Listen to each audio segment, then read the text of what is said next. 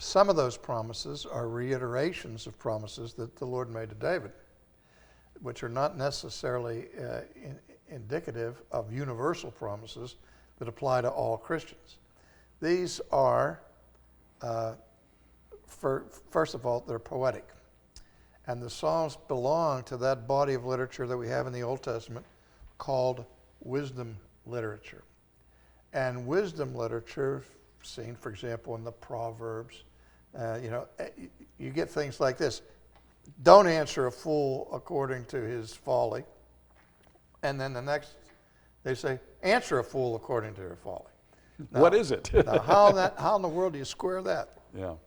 It's like in our own proverbial adages that we have, look before you leap.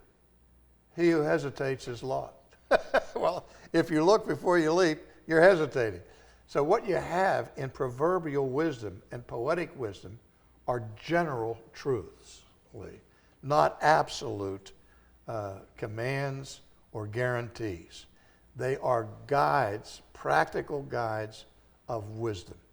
And God's normal providential care is such that we take comfort, that we live in the shadow of the Almighty, that we're under the cover of his wings, and all that the psalmist declares in Psalm 91. And we don't have to worry about the arrow that flies by day or the scourge that goes by night.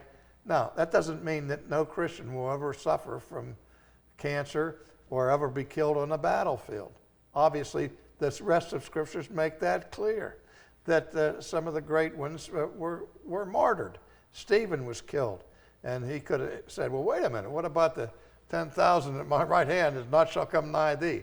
Again, these are general guidelines, general principles of how the beneficence of God's providence is poured out on a regular basis in the protection of his people.